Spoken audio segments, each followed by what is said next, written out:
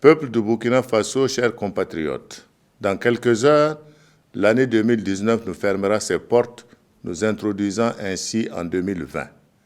Au seuil du nouvel an, j'ai une pensée attendrie pour toutes celles et tous ceux que l'action de criminels coalisés au sein de groupes armés terroristes a plongé dans une douleur profonde.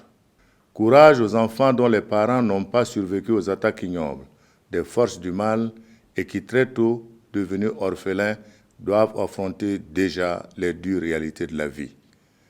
Courage à tous ceux qui endurent les séquelles et les frayeurs des affrontements et conflits communautaires comme ceux de Yirgou, de Zouaga et d'Arbinda. Ni le repli identitaire, ni la stigmatisation de l'autre ne peuvent constituer des solutions pour la nécessaire consolidation de notre vivre ensemble. Courage à tous les déplacés, contraints de quitter leur terre pour des abris de fortune à cause de la barbarie et de la terreur des tueurs sans foi ni loi et sans avenir. Je leur réaffirme la solidarité du gouvernement.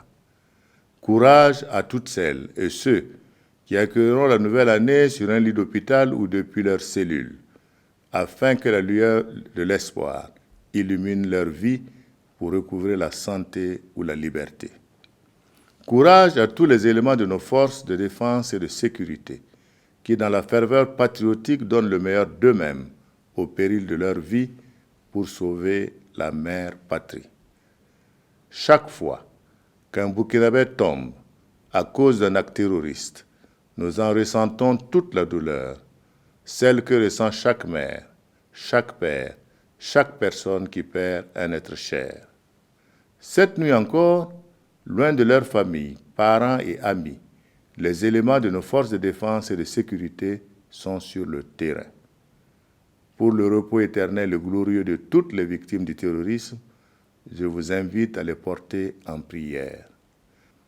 Peuple du Burkina Faso, chers compatriotes, dans mon action quotidienne, j'ai toujours eu pour point de mire la satisfaction des aspirations légitimes de notre peuple, dans le respect des droits et des libertés reconnus à chacun et à tous.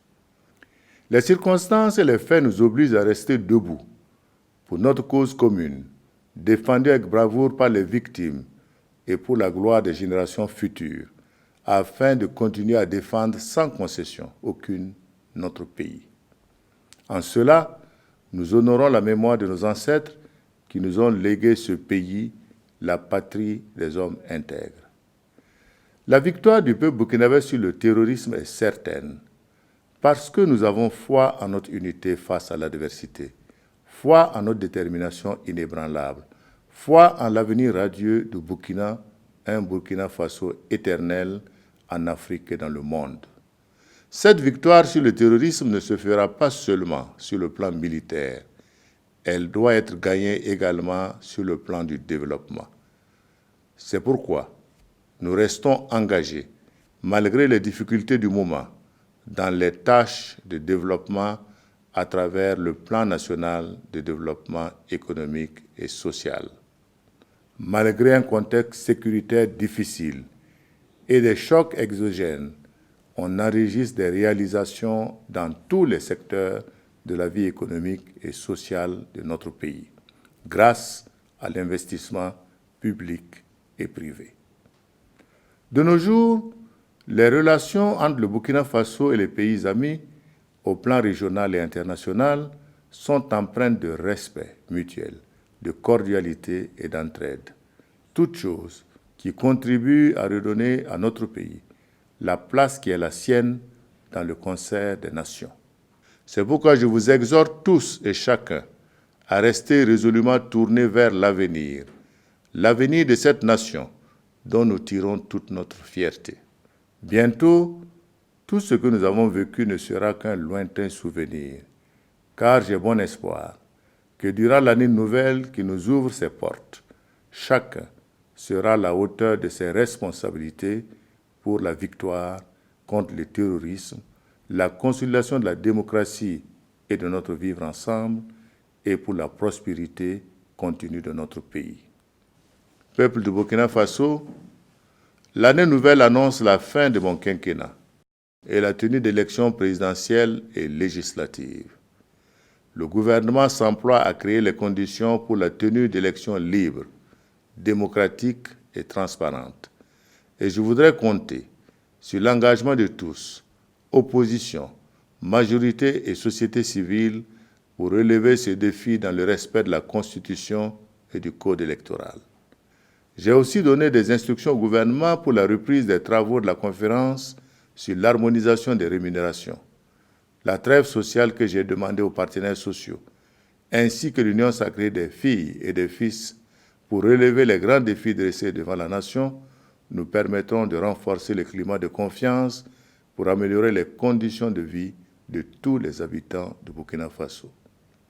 À chaque tournant important de notre histoire commune, comme celui que nous abordons actuellement, cultivons l'esprit de sacrifice, la solidarité et l'amour de la patrie pour opposer à l'ennemi la résistance qu'il faut et faire face héroïquement à notre destin. Je salue au nom de la nation nos forces de défense et de sécurité pour les victoires enregistrées ces derniers jours dans la lutte contre le terrorisme. Nos efforts se poursuivront au sein du G5 Sahel pour la montée en puissance de la force conjointe de concert avec tous nos alliés internationaux dans la lutte contre le terrorisme et pour le développement au Sahel.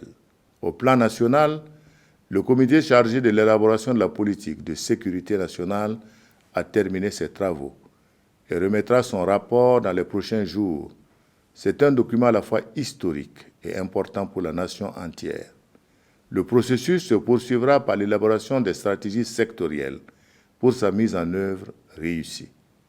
Sans nul doute, en 2020, les questions de sécurité, de monnaie commune et de développement seront au cœur de nos discussions au sein des instances sous-régionales, régionales et africaines.